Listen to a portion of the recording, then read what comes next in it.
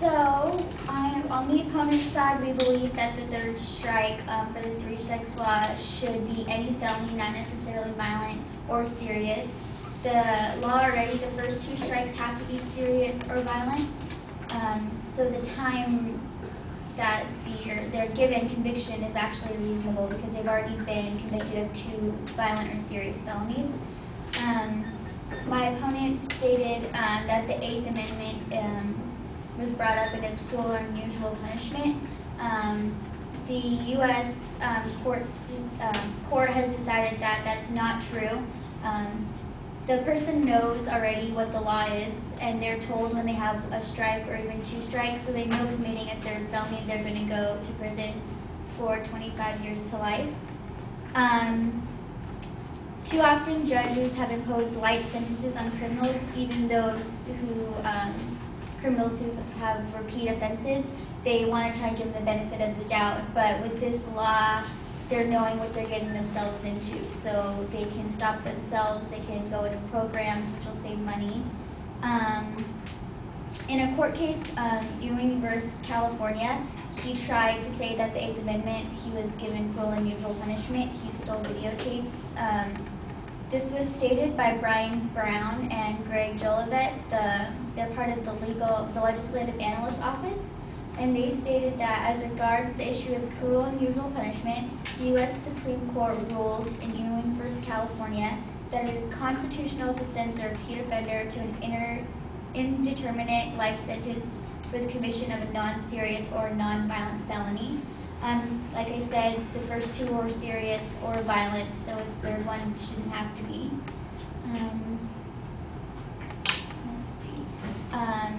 For their inherency claim, they said that the policy doesn't address the excessive cost of imprisoning non-violent offenders because they said it doesn't take in the cost and the fact that the jails are being overcrowded.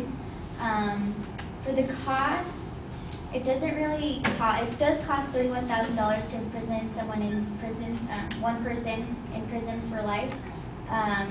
However, the cost to have a repeat offender go into court over and over and over again is going to equal the same amount as one court case to sentence them once and send them to jail for life. If they let him back out, he's going to keep doing repeat offenses, and he's going to have to go back to court, which is going to cost even more money. And you're also saving the money if they do robbery, if they do anything that's going to cost the police money, and stopping them, that's also going to cost money. So the cost is pretty much even, sending them to jail or leaving them back out just to commit another crime. On November 2nd, 2004,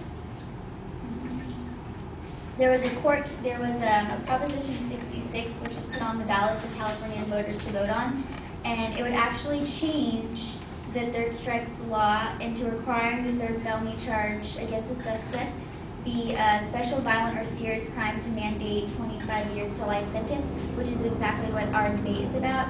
And basically California denied that prop, and they said it should remain the same.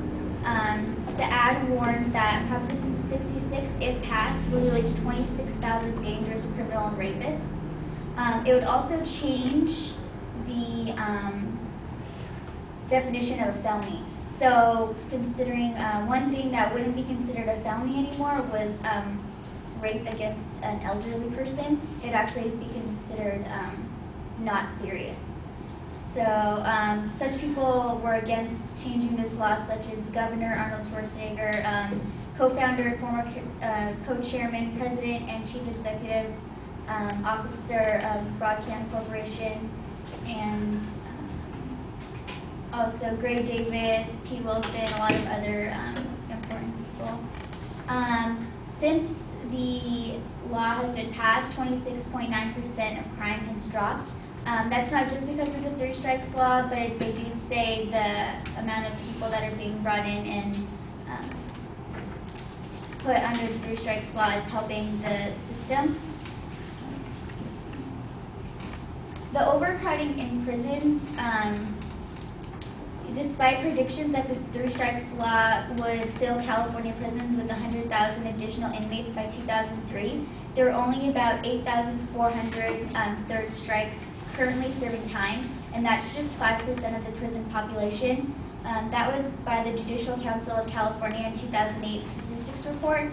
So there might be crowding in the prisons, but it's not because of the 3 strikes law. It's actually helping because it's keeping repeat offenders from going in and out, in and out. They're just keeping them in there.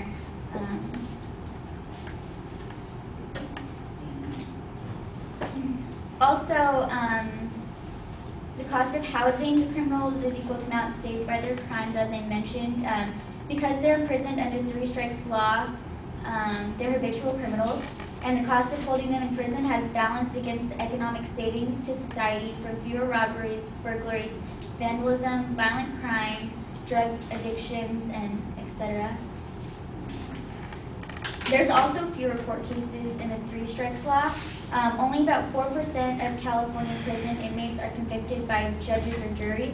The other 96 are plea bargains down to lesser charges, making it difficult to know the seriousness of the actual crime. That was also stated by the Judicial Council of California.